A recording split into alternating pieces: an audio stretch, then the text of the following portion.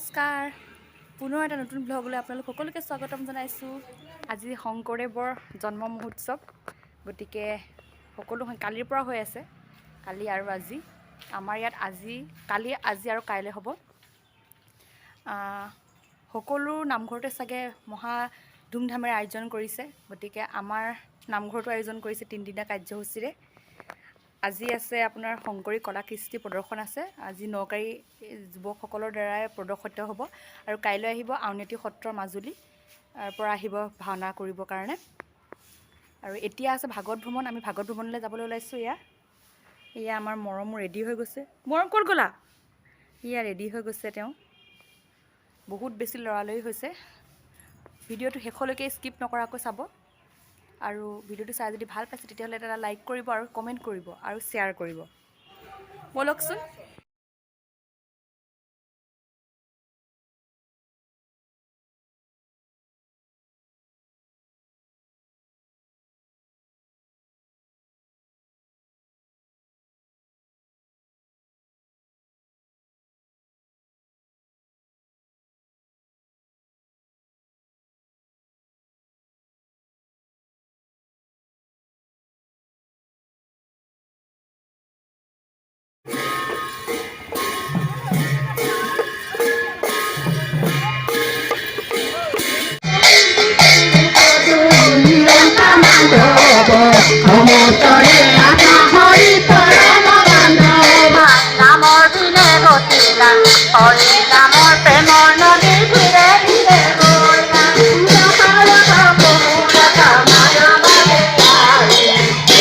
ভাগৱত ভ্ৰমণ গ'ল। আমি এতিয়া মা আছে লগতে। শংকৰ উৎসৱৰ শুভেচ্ছা দিয়া বুলি কোৱা। শংকৰ উৎসৱৰ শুভেচ্ছা যাচিলোঁ সকলোকে। এয়ে চাওকচোন, শ্ৰীকৃষ্ণৰ দশাৱতাৰৰ বিষয়ে ইমান ধুনীয়াকৈ বৰ্ণনা কৰিছে। চাওকচোন, এয়া যে দেখিছে, এয়া আমাৰ নামঘৰৰ একেবাৰে নিচেই এগছ কাষতে বেলগছ এজোপা আছিলে। এই বেলগছজোপাকে এনেকৈ আৰবেৰ দি ধুনীয়াকৈ বাবাৰ চৰণত এয়া সদায় চাকি জ্বলোৱা হয়। দেখিছেনে বাৰু? আমি এতিয়া ভাওনালৈ যাবলৈ ওলাইছোঁ। আজি নকাৰী শংকৰী কলা কৃষ্টি বিকাশ কেন্দ্ৰৰ যুৱকসকলৰ দ্বাৰা ভাওনা প্ৰদৰ্শন আছে। যিহেতু আমাৰ ইয়াৰ যিসকল যুৱক আছে, সেই যুৱকসকলে বাহিৰলৈ যায়, তেওঁলোকক নিমন্ত্ৰণ কৰে। আজি তেওঁলোকে ইয়াত নিজৰ গাঁৱতে ভাওনা কৰিছে। সকলোবোৰ আহিছে চাবলৈ, বহুত দূৰৰ দূৰৰ পৰা আহিছে। গতিকে আমিও যাওঁ চাবলৈ। বহুত ভাল লাগিছে আৰু আপোনালোককো লৈ যাওঁ।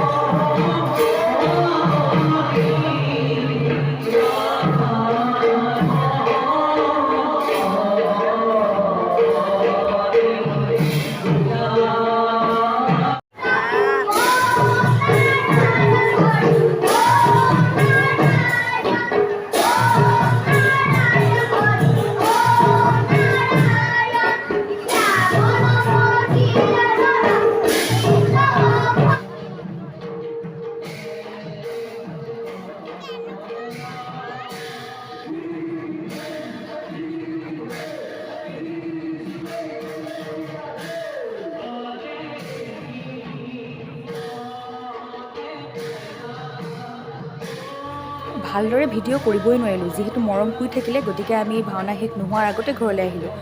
আৰু যিখিনি দেখালোঁ তাৰ ভিতৰত যদি কিবা ক'ব লগা আছে তেতিয়াহ'লে মোক কমেণ্ট বক্সত কমেণ্ট কৰি নিশ্চয় জনাব। ভিডিঅ'টো শেষলৈকে চোৱাৰ বাবে বহুত বহুত ধন্যবাদ।